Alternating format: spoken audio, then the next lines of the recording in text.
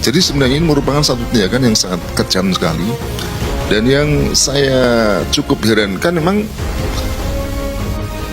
tidak tampak, maksudnya perlawanan dari pejabat atau wakil-wakil rakyat yang ada di sana, di Batam atau di Kepri itu, yang menunjukkan bahwa mereka adalah mewakili warga.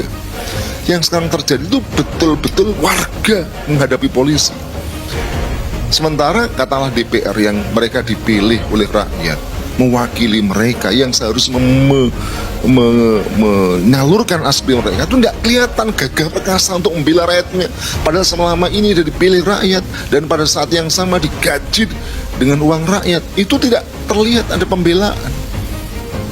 Dan saat saya katakan ini tidak menutup kemungkinan kalau sudah mereka berhasil membeli pulau ini, mereka beli pulau ini dikosongkan, itu tidak menutup kemungkinan pulau-pulau lain akan dilakukan hal yang sama tanpa ada perlawanan. Dan saya bayangkan kalau pulau-pulau yang lain itu yang mungkin tidak banyak penduduknya, penduduknya sedikit, tidak banyak diakses, wah udah. Maka sebenarnya yang disebut sebagai tanah air, harga mati, segala macam itu sudah nggak ada. Karena tanah itu sudah dijual kepada penguasa-penguasa itu, kepada oligarki Cina-Cina itu. Dan kalau saya bayangkan, sekali lagi, ini kan kekuasaan oligarki itu sudah terlalu kuat mereka itu. Kalau kita lihat sejarah Indonesia misalnya, dikuasai VOC. VOC itu kan cuma menguasai perkebunan saja mereka. Tanah penduduk itu tidak ikut menguasai, tidak ada ceritanya.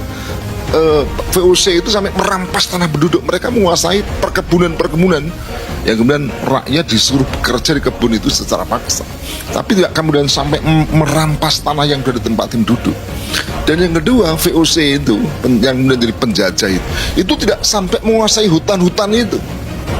Nah sekarang itu oligarki itu sudah membagi habis hutan yang begitu luas itu, sudah dibagi-bagi oleh mereka.